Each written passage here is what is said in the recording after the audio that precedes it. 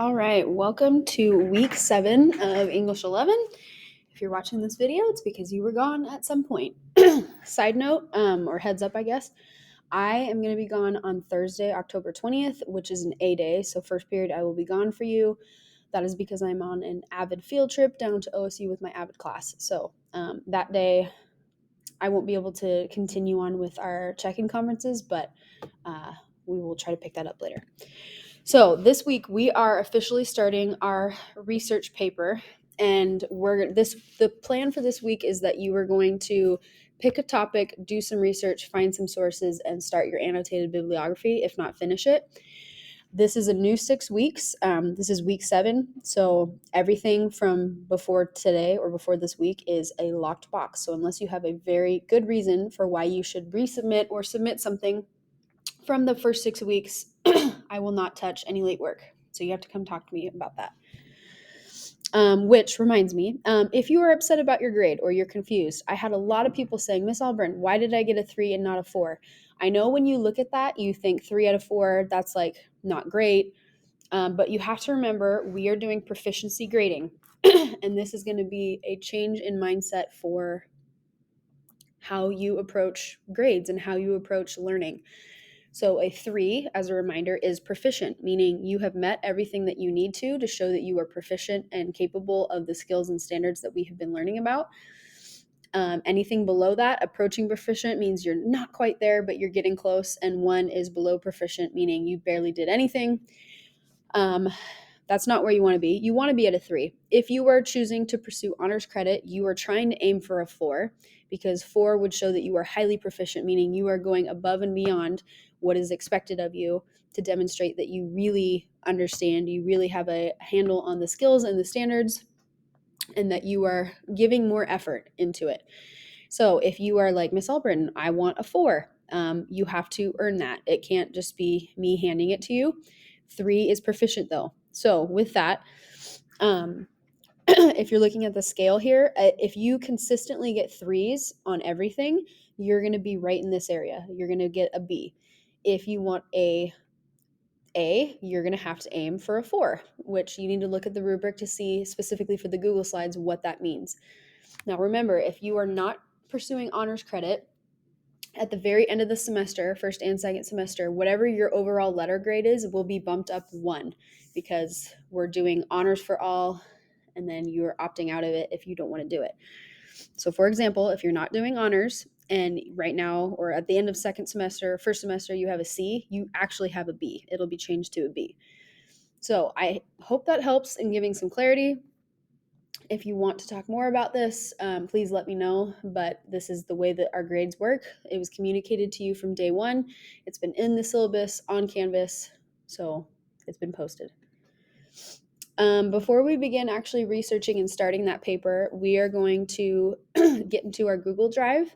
You're going to create a new folder, and you're going to call it English 11 Research Paper or Research Paper Sources. I would advise that in your Google Drive, you have a folder for every class that you're in. You don't have to do that, but at least create a folder that says English 11 Research Paper Sources, because as Ms. Bazzizo showed you last week or 2 weeks ago, when you are using our online data system and you find a source and you can save it to your drive, which is what you should be doing, you are going to do that via putting them all in one spot so that you don't get lost and confused. Okay, so our goal by the end of this week is that we need to first pick our research topic and talk to me about it. You need to find a minimum of 4 sources, and then you need to create an annotated bibliography for all of your sources. So starting off, research paper. What is research exactly? It is an action you take when you investigate a topic or a problem to discover ideas, solutions, or conclusions. This process requires you to establish relevant and sufficient facts about the topic from credible sources. This exploration can lead you to ask new questions or develop new insights about the topic. The most valuable research relates to topics you care about.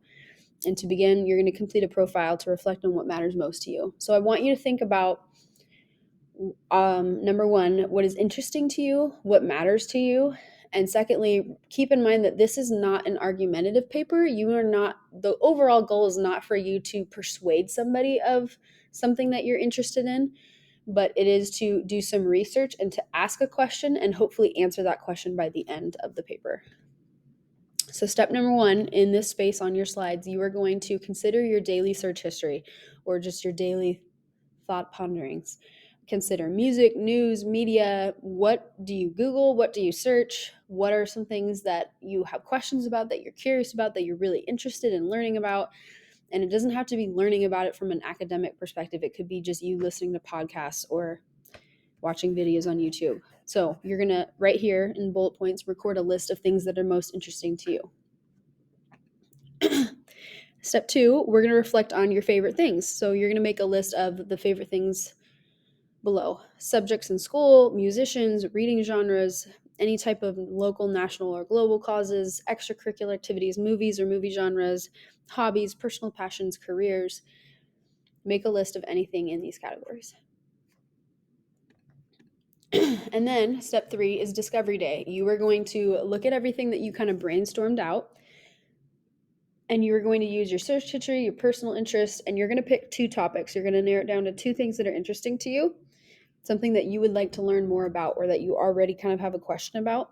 And then you are going to, in the space below, record what you find intriguing or special about those topics. So for example, I told you that I'm very interested in health, and for me, that's multiple levels, but I'm really interested in learning about women's health.